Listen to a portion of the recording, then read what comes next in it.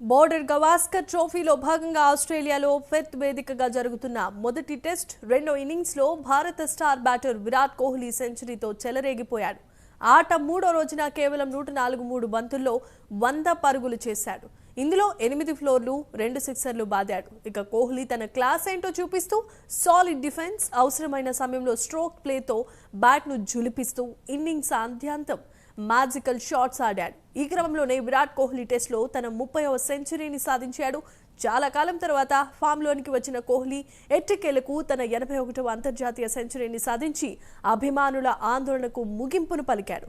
ఇటీవలే వరుసగా విఫలం కావడంతో భారత జట్టులో కోహ్లీ పాత్రపై అనేకమైన విమర్శలు రాగా తనపై వస్తున్న విమర్శలకు తన బ్యాట్తోనే విరాట్ కోహ్లీ సమాధానమిచ్చాడు. తాజా సెంచరీతో అంతర్జాతీయ క్రికెట్లో విరాట్ కోహ్లీ 81వ సెంచరీని సాధించాడు. దీంతో అంతర్జాతీయ క్రికెట్లో అత్యధిక సెంచరీల రికార్డు దిశగా ముందుకు సాగుతున్నాడు. ప్రస్తుతం క్రికెట్ హిస్టరీలో భారత లెజెండ్ క్రికెటర్ సచిన్ టెండూల్కర్ 100 సెంచరీలతో అగ్రస్థానంలో ఉండగా రన్ మిషన్ కింగ్ కోహ్లీ రెండవ స్థానంలో కొనసాగుతున్నారు. ఇక ఆ తర్వాత స్థానంలో ఆస్ట్రేలియా మాజీ ప్లేయర్ రికీ పాంటింగ్ 71 సెంచరీలతో మూడో స్థానంలో నిలవగా వన్డే ఇంటర్నేషనల్స్ లో అత్యధిక సెంచరీల రికార్డు ఇప్పటికే విరాట్ కోహ్లీ పేరున ఉండగా అంతర్జాతీయ టీ20లోనూ కోహ్లీ ఒక సెంచరీని సాధించాడు. ఇప్పటికే అంతర్జాతీయ టీ20లకు వీడ్కోలు పలికిన విరాట్ కోహ్లీ లాంగ్ ఫార్మాట్లపైనే దృష్టిని కేంద్రీకరిస్తున్నాడు.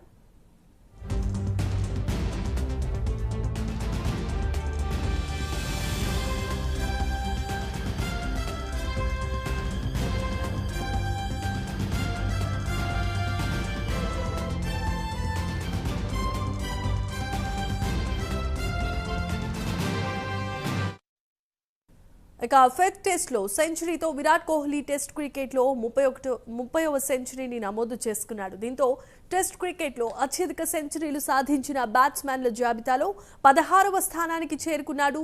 తద్వారా వెస్టిండీస్ దిగ్గజం శివనారాయణ్ చంద్రపాల్, ఆస్ట్రేలియా మాజీ ఓపెనర్ మాథ్యూ హెడెన్ రికార్డులను సమం చేశాడు. ప్రస్తుతం విరాట్ కోహ్లీ సమకాలికులు Joe Root, Kane Williamson, Steve Smith మాత్రమే ఇక టెస్టులో ఎక్కువ టెస్టు సెంచరీలు చేసిన జాబితాలో కూడా ఉన్నారు. అయితే తాజా సెంచరీతో టెస్ట్ ఫార్మాట్లోనూ విరాట్ కోహ్లీ ఫామ్లోనికి రావడంతో ఇక మీదట రికార్డుల పరంపర కొనసాగించాలని అభిమానులు కోరుకుంటున్నారు.